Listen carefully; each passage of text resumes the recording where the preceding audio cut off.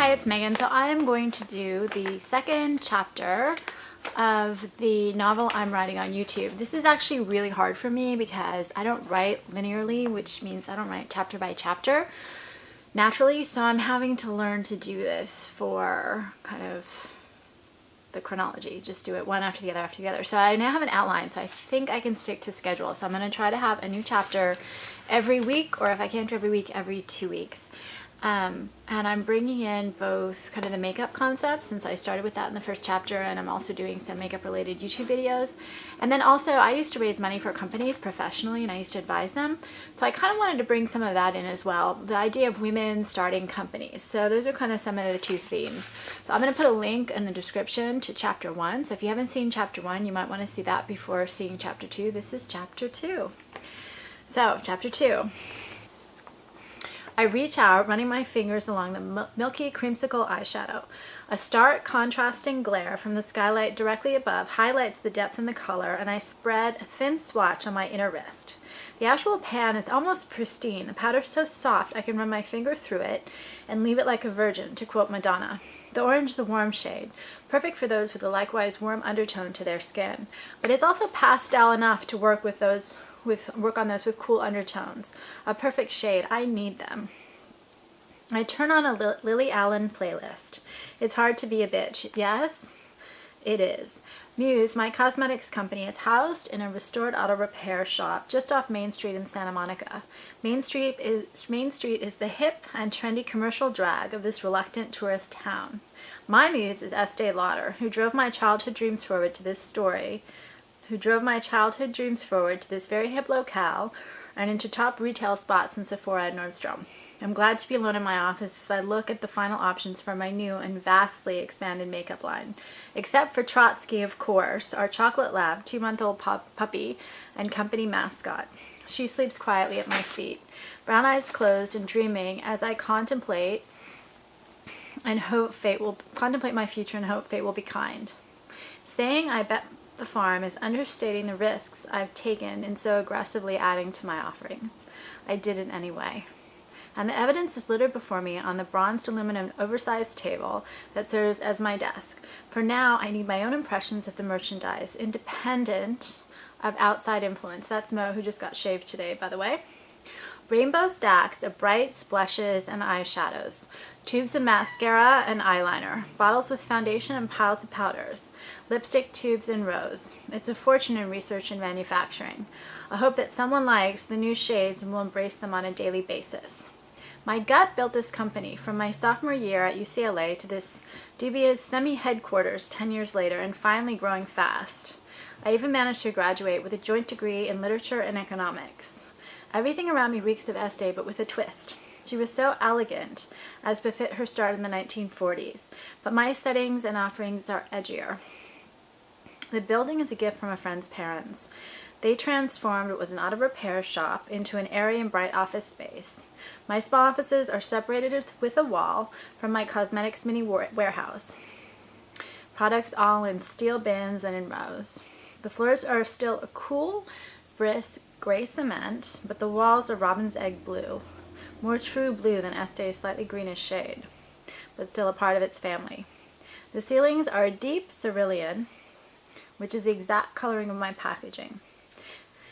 Again, following Estee, but not Estee. I use silver, not her gold, for my text. Besides, blue is my favorite color. I considered having clouds painted, but then began to also consider unicorns, and that all became too overwhelmingly silly, and I'm not a girly girl, so I kept things stark. We brought in cool steel or aluminum furniture and scattered it sparingly through the empty space, adding fake fur white beanbag chairs and a shaggy white couch in the entryway for guests. In the end, the feel of clouds won over my first instincts. Now we hold our first small company meetings on the plush couch when the sun begins to set, casting shadows like diamonds through our many slanted glass roofs. The glass is blue, the exact color of water in my imagination. Chinese takeout or vegan burritos and sometimes a bottle of champagne spread before us. We debate how to market beauty and the freedom it brings. Lana Del Rey begins to sing of video games and how everything she does is for you. I likewise sing to a sleeping Trotsky and wonder if someday I'll do all for someone other than a chocolate lab puppy rescued from a local shelter.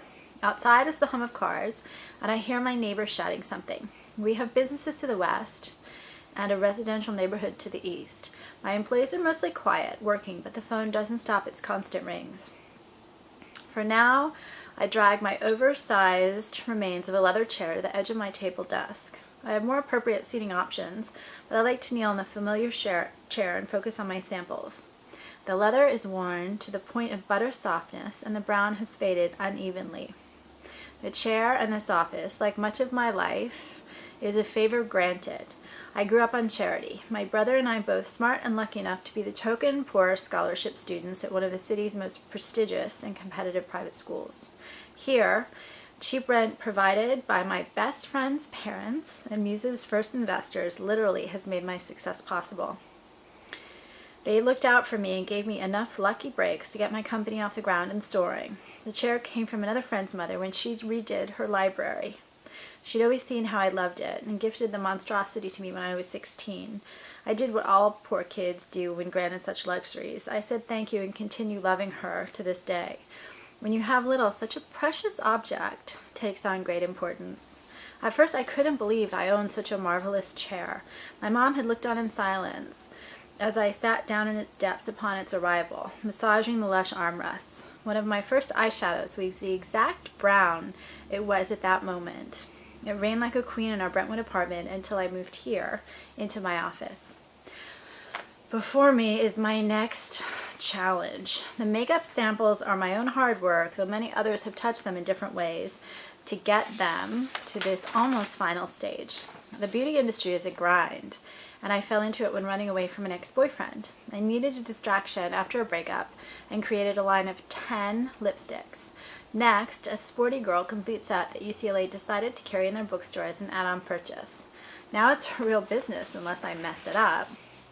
For me, the colors are a passion. I love how a slight change in formula or undertones changes their look completely, and how each shade reacts with each different woman fascinates me. Perfect beauty is an unattainable ideal for most, but all women can glow with the right mix of shades done just so. The planes of every face are like a canvas and should be treated with respect. All women are beautiful in their own way. I first began mixing colors in high school as an escape before the boyfriend and breakup. It was just beauty. My moods are dependent on outside influences, too much so. Scents, weather, what people say, or even the shifting landscape around me as I rush through my day can leave me reeling or exhilarated. I hate that aspect of my personality and have had to learn how to center and refocus so I don't go insane. Do I possess crazy genes that leave me destabilized too easily? My office door is closed and it's almost 10 o'clock in the morning. I need to hole up and visualize what women want over the next year. Sure, they want to be beautiful, but what does that mean? I can make them clean, clear their skin, and brighten their face. But while I can modify features, I can't change them. A woman at her best is confident, and that I can do. Make a woman feel good and about herself. It only takes a few steps, and I've pre-packaged them. Now I'm adding to my basic line, and the evidence is before me. More importantly, the scents are before me. I've never done perfume before. I glanced down at my baggy faded jeans and a very old James Purse t-shirt worn to its last shreds. Black. I need the comfort to be creative, but as I look at my final product choices, all I feel is fear. What if I pick the wrong ones and the new ones don't fly? Every year I'm introducing something new and every choice could fall flat. But I glanced down at Trotsky and listened to the ever-confident Beyonce sing her song, and I keep going. She knows that all can be replaced and that no decision is ever permanent. How I wish for her utter confidence. So I pick up another eyeshadow and finger the cerulean package. After the creamsicle, I've chosen a subtle purple full of sparkles and a mix of reds and browns. Gold dances in the mix and ultimately seems to take charge. The shade is so sultry and attention-getting. I grab a mirror and rub some of my upper lash line. I love how it shimmers, but also simmers. Eventually I'll show my final choices to others, but for now I revel in being able to play and visualize who will wear these shades. Does a young girl wear this Matahari purple, or a more mature woman, sexy versus seductive?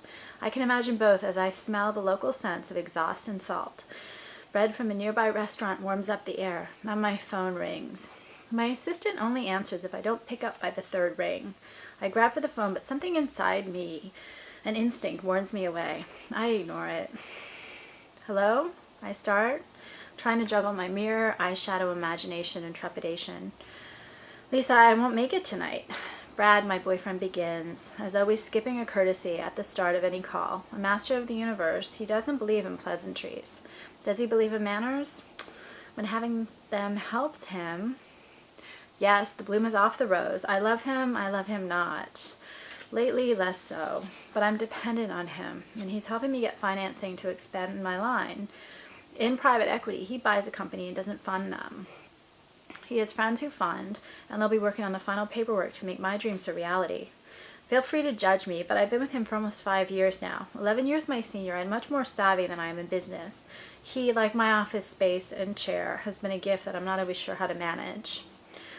Okay, I respond, having learned to let him keep speaking before jumping to conclusions. He likes to hear himself talk, and I'm always curious to hear what bullshit he'll come up with before I can cut him off. Work crisis, he continues. Fucking CEO has been faking his numbers and the media is about to go public with it. I need to talk to the key reporters tonight and get them to write more sympathetic stories. Too late to shut it down completely. Okay, I repeat myself. We were to be having a nice sushi dinner tonight, but honestly, I'm better off finishing my work here. It isn't like I'm not betting my whole company on these new collections and perfumes. Sushi will always be there. I picture him slightly tall and very hard from his workouts. His eyes fade to brown and his hair is just a flush of almost black. And while he can look me in the eye when delivering a tough message, for the most part his eyes are always shifting around, maximizing his options. His shirts always have collars unless he's exercising. Ted is happy with most of the terms of your financing, but Brad continues, and I take a deep in breath, picturing my yoga teacher as I do so. Brad's butts are legendary. He never speaks about anything directly, preferring a lethal side swipe to the gut. How did I end up here? I don't respond, deciding that not showing desperation is always the best course of action, and I need that money desperately. The phones are ringing, outside my personal office and in the main company. People like and want us. We're in People magazine this week. But nothing, Brad declares. I told him to just sign it or I'll fund you personally. Of course, I'd put you on a diet as a term of the deal. He laughs, and I'm glad that he isn't here. I'd kill him. My jeans have been feeling a little tight, but I've been under so much pressure I really haven't been paying attention. He's saying I'm getting fat? I look down. He might be right. I struggle to find my voice, as if doing so is easy in the best of circumstances. And this is hardly that. Is he seriously saying that he risked my financing in my company to force me to lose weight? Fuck you, I hear myself say and hang up on him. What have I done? That is the end of chapter 2. Thanks for watching.